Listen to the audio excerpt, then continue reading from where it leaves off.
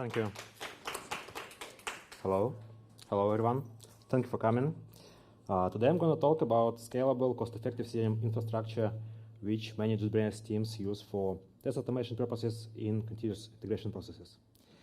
You might find this information interesting if you do test automation with Selenium at scale and think of saving money on the browser infrastructure.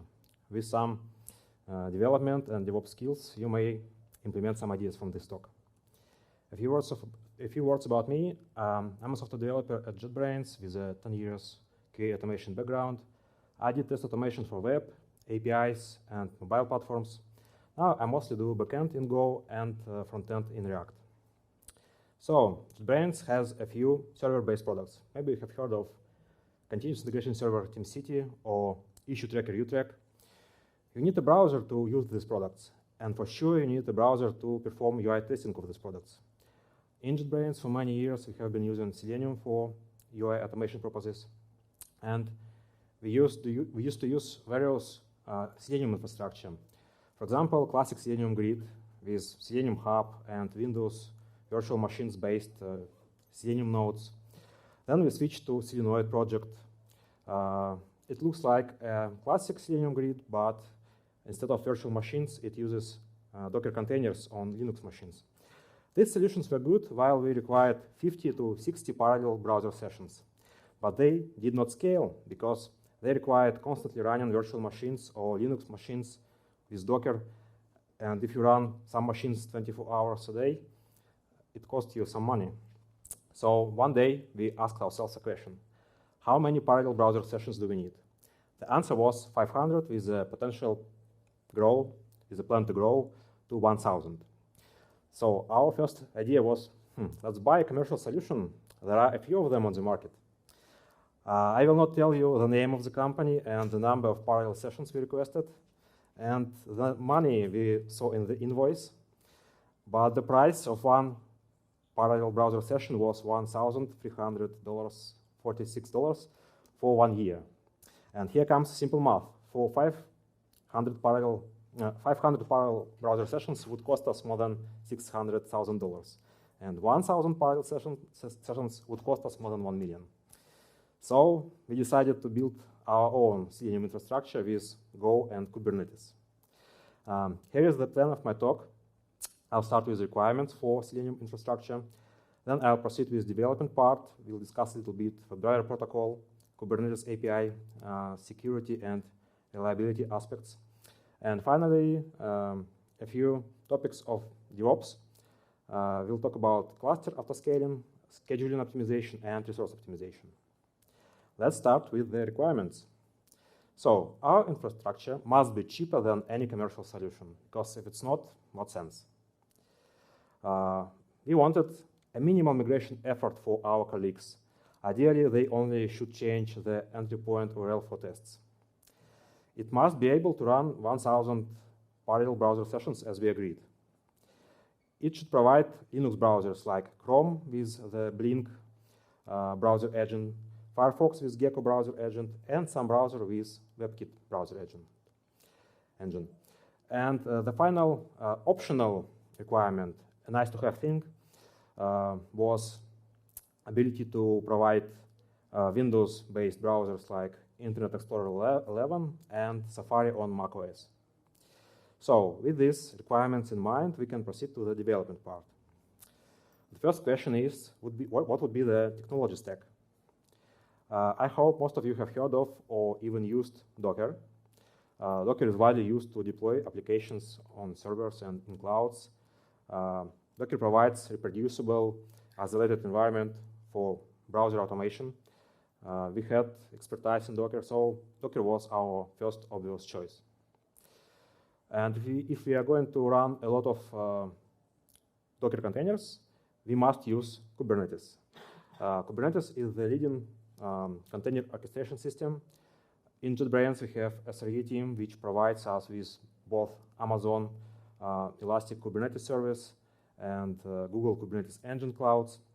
They also provide a few additional things like Elasticsearch and OpenSearch for logging, Prometheus for metrics collection and alerting, Grafana for visualization, and even a private Docker registry for caching Docker images. So we decided to use Amazon Elastic Kubernetes Service because our build agents of CI server are also deployed in Amazon. Just a few Kubernetes concepts. Today I'm going to use a lot of words like node and pod. Node is just a virtual or physical machine which is controlled by Kubernetes. Typically there are more than one node in the cluster. Kubernetes manages each node with special application called kubelet. As for pod is a group of one or more containers. They have a shared context. For example, they have the same IP address, shared network stack. They can have shared data volumes, and so on. So the last question was which programming language to use. In JetBrains, we widely use Kotlin for development of our products. But here we are going to work on an infrastructure, not on a product. So we decided to use Go because Go is fast, memory efficient, has static linking, and a great HTTP package to implement REST microservices. By the way, both Docker and Kubernetes are implemented in Go. So we have chosen the technologies. What will be the architecture? So test sends request to some entry point. In Kubernetes, it's called ingress. Ingress is just an entry point for all requests from all your tests. Then Kubernetes routes all requests to our servers. There are a few of them. They are called replicas. Each replica is independent and stateless. That's it. We have no database. We have no state. Everything is in memory. And then our server uses Kubernetes API to create and delete browser pods in Kubernetes, these browsers. What API should provide our server? It should support the WebDriver protocol by Selenium. WebDriver protocol is World Wide Web Consortium recommendation, and and its documentation is great. It declares about 60 endpoints to support. But the trick is that our server should not support all of them. Our server must take care only about post-session request and delete session request. All other requests to other endpoints could be easily proxied to the corresponding browser pod. So for each post-session request, we must treat the capabilities object which is contained in its body. This capabilities object is described in the WebDriver documentation, and we can easily extract the browser's name, Chrome, and the browser's version 119.0. With this information, we can create a pod using Kubernetes API. One can use Kubernetes Client Go library from GitHub. With Kubernetes API, we describe all the pod metadata, specification, list of containers, and for each container, we provide some Docker image name. What should contain such Docker image? Of course, it should contain a Docker binary or a browser executable. For example, Google Chrome 119.0. And also, it should contain a Chrome driver which supports this browser version, and maybe something else. There are some options to choose this Docker image.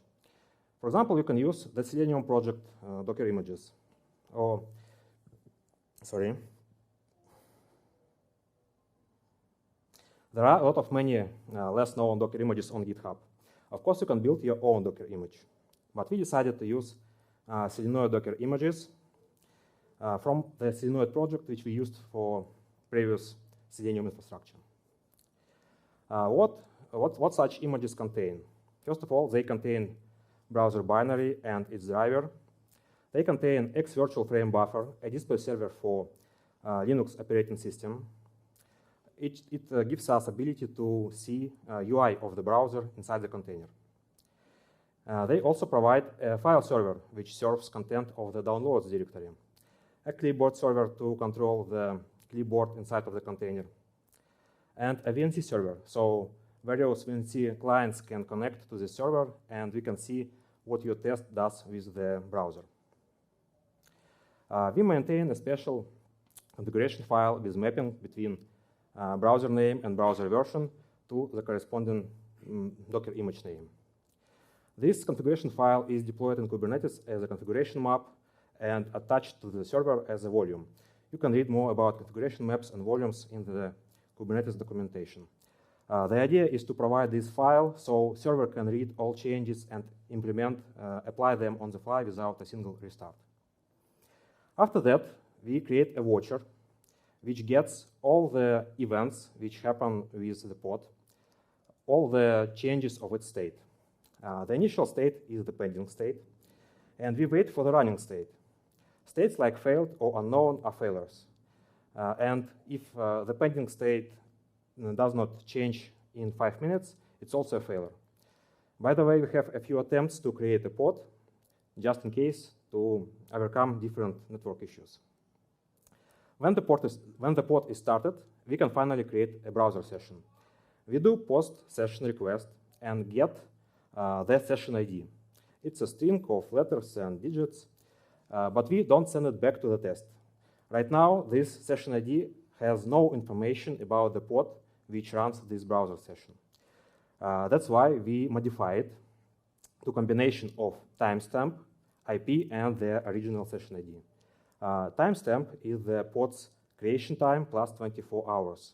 So all outdated sessions requests will be rejected. IP is the pod's IP address. And finally, the original session ID. Moreover, for security reasons, we encrypt this session ID string with a 256-bit private key. This private key is not exposed to clients, so test can't decrypt this session ID. And all this is done for security reasons. So this encrypted string is finally returned to the client, to our tests, and they use it for all further requests to this browser session. And our MVP looks like this. Test send requests using this encrypted session ID to Ingress. Ingress routes request to our servers. Server decrypts this session ID, validates timestamp, and gets IP address information and the original session ID information, and redirects request to the particular browser pod according to pod's IP information. MVP is done, but there are a few things you better think about beforehand, before you start using your infrastructure. We'll discuss crashed, stopped, and infinite tests, client authentication, and resource separation between teams. You see, crashed, stopped test can be a menace to infrastructure. Some test does not send the delete session request. In this case, browser pod will run forever. It's a waste of resources. To prevent this, we introduced a sidecar container in our pod, the second container in our pod, which is called Sputnik. It's a proxy between all requests from server and the browser. Sputnik sees every request, so it starts a configurable timeout. By default, it's 60 seconds. If there are no requests during this timeout, Sputnik requests pod's deletion, and so resources are released as well. Have you seen infinite tests, which look like while true and some reasonable work here?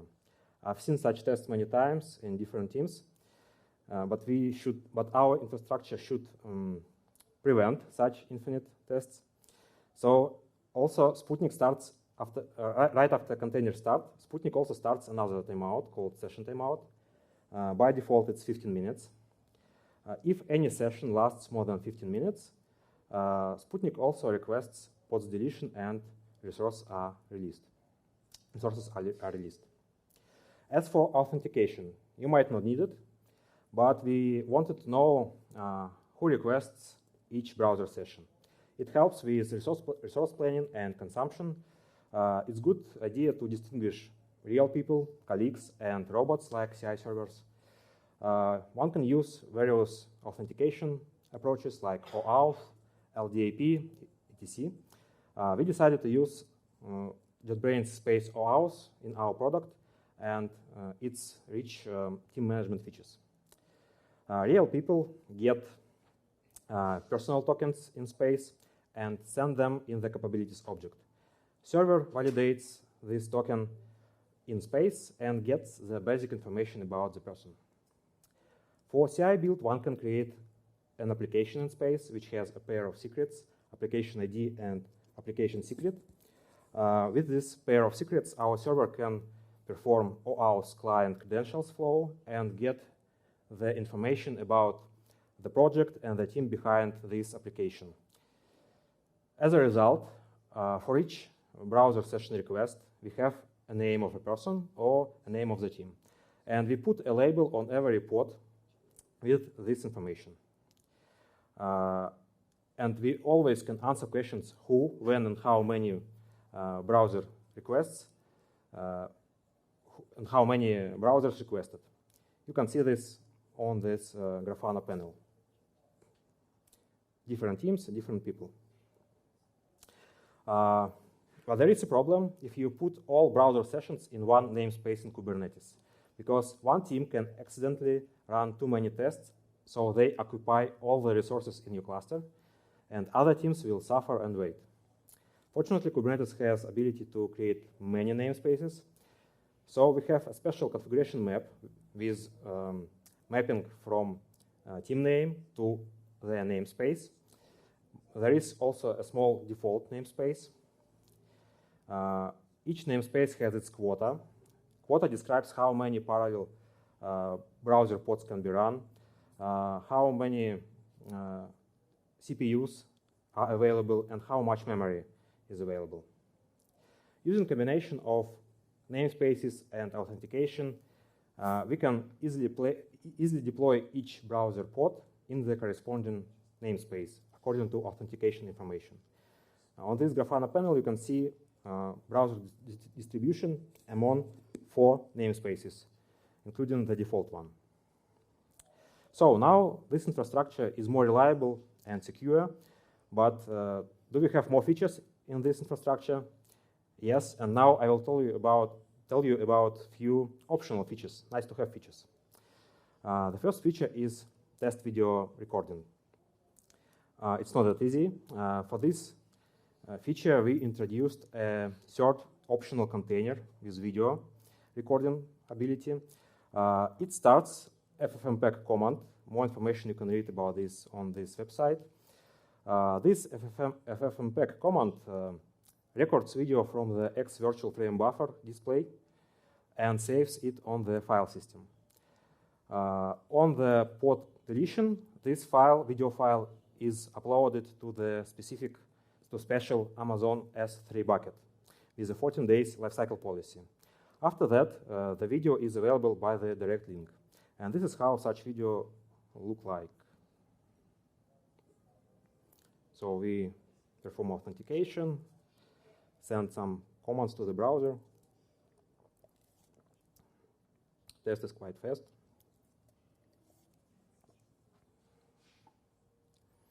All these videos are available for 14 days for QA engineers and developers if they want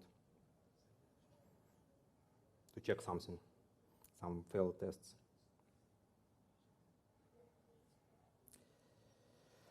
Another optional thing is the UI application. We have one. It's a single-page React application with authentication via JetBrains space. It has a few features.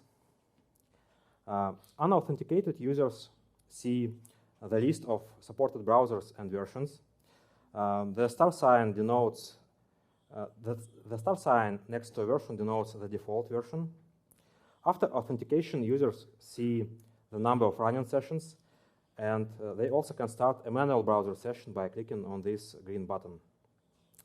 When the manual session is started, user is redirected to this VNC viewer page, where they can interact with the browser and the DevTools panel as well.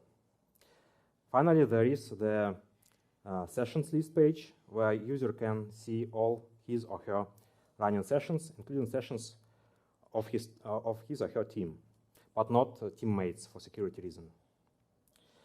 And another thing is non-Linux browsers. For Windows and macOS, we have to run virtual machines. It's not Kubernetes anymore. We used to run Windows virtual machines for Internet Explorer 11 because of its famous Trident engine, but now we don't use it. Now we have deployed a few macOS virtual machines with Safari 16 for testing WebKit engine. We have a few Mac Minis and Mac Pros in the data center. We have deployed a few virtual machines based on specially prepared virtual machine template. Each machine has a Safari browser, Safari driver enabled, old Selenium server standalone, and a special application, virtual machine agent, which registers this machine in the virtual machine manager. Maybe you have heard about service discovery pattern. There are a few options to choose, like Consulback, HashiCorp, or Apache Zookeeper, but eventually we decided to implement our own tiny and very effective service discovery application, virtual machine manager. For such browser versions, we do not provide the browser the Docker image name because there is no Docker image, there is no Kubernetes. But we provide the virtual machine manager entry point where a server can lease and free virtual machines with this browser version. This is it for the DevOps or for the development part. Let's proceed to the DevOps part. Here I will cover a few topics like dedicated node group autoscaling, custom pod scheduler, and optimal containers CPU and memory limits. Let's start with the dedicated node group. You might ask, why do we need a dedicated node group? What's the problem with the shared environment? Well, the problem is you can't fully control your neighbors and their resource consumption. Let's see the picture. For now, we have one node, and there are two browser pods. Later, Kubernetes deploys another pod, which is not controlled by us. For now, everything is good as well. CPU enough, memory enough, network enough. But something happens with this uncontrolled pod, like deploy of a defected version, huge network traffic, resource misconfiguration. And our browser pods experience the lack of resources. Yes, Kubernetes detects high node pressure and eventually performs eviction of the defected pod. But our browser pods can be already affected. They can even experience network issues, or Kubernetes may move them to other nodes, which leads to the broken tests. So it's better to use a dedicated node group. At first, we label our nodes with a special label, for example, Selenium browsers, and then use a standard approach combining affinity and taints and tolerations. So, pod affinity. For every browser pod, we set a direct instruction to be scheduled on nodes which has label Selenium browsers. All other nodes are ignored after that. But there is still a problem that other pods can be still deployed on these labeled nodes. So we put a taint on this node. After that, no pods can be scheduled on a tainted node. And we should provide a toleration for our browser pods, so this toleration cancels the taint. Our browser pods has this toleration and can be deployed on the tainted node. So after that, browser pods are scheduled on our dedicated nodes. All other pods are scheduled on other nodes, and our browser pods are not affected by any other pods, which we do not control. As you remember, if you're going to run 1,000 parallel browser pods, and if you use 16 CPUs plus 32 gigabytes memory nodes, it would take about 70 nodes to handle this load. And if they run 24 hours a day, 7 days a week, they would cost us a lot. And we want to run as many pods as it required for the current number of running browser sessions, browser pods. So we have to use node group autoscaling feature. We decided to use Amazon Carpenter autoscaler. It looks like this. First of all, we specify overall CPU and memory limits for our node group. Then we provide requirements for the node type. For example, 4x large means 16 CPUs plus 32 gigabytes memory Amazon machines, Amazon instances. Then we provide some Amazon template name, which will be used to start the node, the machine. It's some Linux with some additional software. We keep labels and taints from the previous step. And finally, we specify a 5-minute timeout. If some node is empty for this 5-minute timeout, it can be easily removed from the node group. And we don't pay money for this node anymore. How does it work? This provisioner constantly lists all pods in the cluster. It analyzes pods in the pending state, which can be scheduled on any node, with respect to pods affinity, nodes labels, CPU and memory limits. Provisioner decides if it should add more nodes to the cluster. If provisioner finds a node which is empty for 5 minutes, it deletes this node from the cluster. Here you can see how number of nodes is changed during our work day. But there is trade-off. It takes about 2 minutes for node to start, to get a network. And during this time, test is waiting. Here you can see the average pod startup timeout for the last 5 minutes. So it's like a 5-minute sliding window. You can see these huge spikes of average pod startup time in the morning. They also happen in the night. And this is the price we pay for cost effectiveness, for having balanced number of nodes. Fortunately, during the workday, these spikes are not so high because nodes additions and deletions happen not so often. Running tests create more or less constant load on our cluster. So eventually, autoscaling saved us a lot of money, but at first we had to deal with the default pod schedule issue. What is that? Let's see the picture. We have 2 empty nodes, and we want to deploy 2 browser pods. The default Kubernetes scheduler gets the first pod and deploys it on the first node. For the second pod, scheduler decides which node is better. And for the default pod scheduler, the second node is better because it's empty. It has a lot of free CPUs and memories. So the default scheduler puts this pod on the second node. But for us, it's not good because now we pay for both nodes. And we wanted this condition, this situation, when both pods are deployed on the first node, and the second node can be easily removed. That's why we implemented a custom pod scheduler. I will not give much details on the implementation. You can read the details on the Kubernetes documentation. But the idea is to change the scoring method. Scheduler always performs scoring of available nodes and deploys pod on the node with the highest score.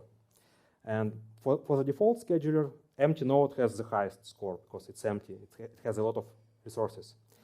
But we want to change it, but we changed the scoring method, and node with less CPU and memory resources, but which can handle 1 more pod, has the highest score.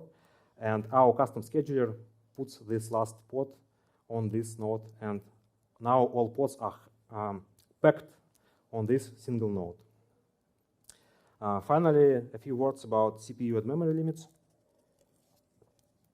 Actually, you can find optimal CPU and memory resources for your browser only experimentally, because different applications require different resources because of complex UI animations, JavaScript, and so on. We have 70 CPUs nodes, and Kubernetes also requires some resources to manage the pod for kubelet and kubeproxy applications.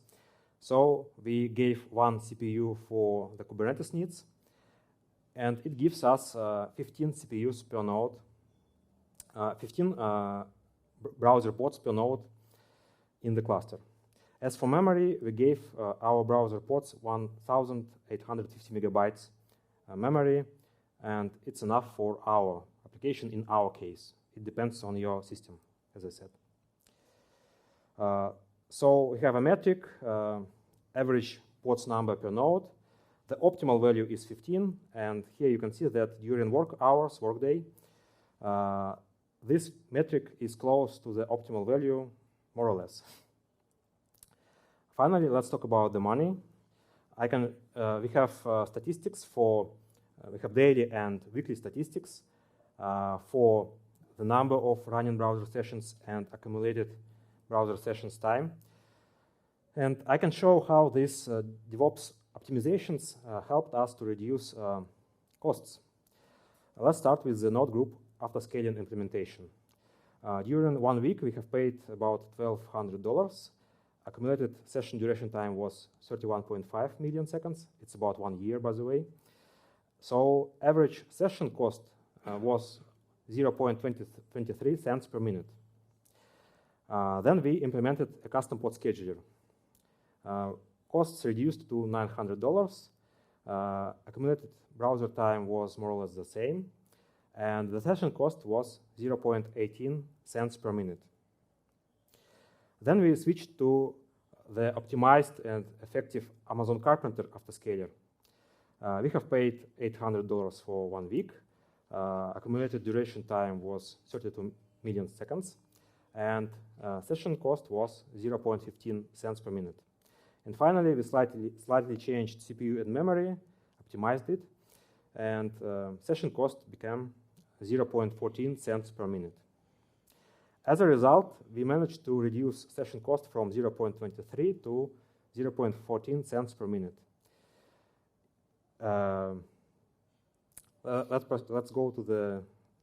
Let's sum up. I hope you see that one can implement their own Selenium infrastructure, which is scalable, reliable, and cost-effective. In our case, we pay $3.5 to $4,000 a month for Amazon infrastructure, for Amazon Kubernetes service, which gives us about $45,000 per year.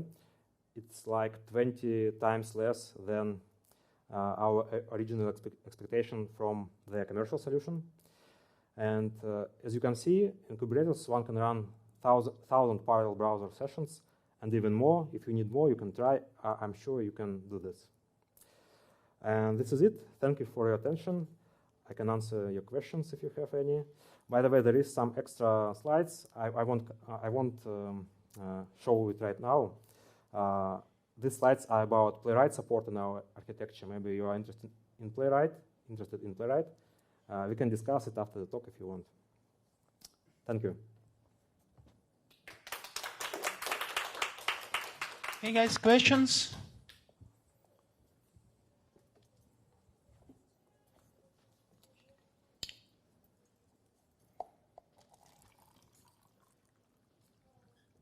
Thanks a lot for sharing. I have a question, maybe not directly related to your topic, but hopefully it is so. If you pay attention to I don't know, like optimisations a lot, you probably can be reacted on degradations if you notice them. So, for example, previously it took, I don't know, 0 minutes, but now, because of some reasons, there are changes and we need to, I don't know, spend significantly more time to execute tests. So, and the reason for that might be on the infrastructure side that you shared. Mm-hmm. It might be because of application changes that we are testing. It might be because, I don't know, some changes in tests and somebody decided to use, I don't know, data provider in the wrong way, for example. And how do you differentiate such kind of issues, if you do? And yeah, what is your approach and how do you optimize like, tests in general? Okay, so we have metrics for our infrastructure in Grafana, and we can see all these timings, how they change. We also have releases. We know when we deployed some changes to our infrastructure. And we can see if changes in the test duration time is correlated with our changes in our infrastructure. So yes, every time we create an issue and we do some investigation, what happened? Is it our fault or is it the fault of test developers? So use metrics a lot. Use metrics as many as you can. is Prometheus and Grafana.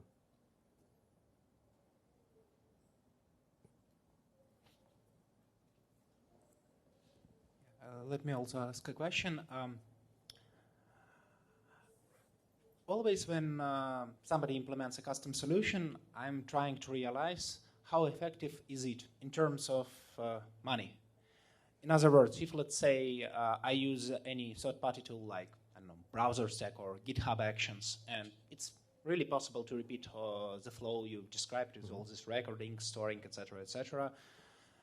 If you take, could you compare with your solution in terms of the costs, including the cost of DevOps, engineers who set up that, who maintain that? So do you have any ideas about that? I'm sure that our solution is cheaper than any commercial solution. We have an SRE team. I think they cost a lot, but they provide infrastructure not for me only, but for the whole JetBrains, like for 2,000 people. This infrastructure was developed by me alone, so not so much money, I guess. At first, we did investigation. We compared prices of different infrastructure providers.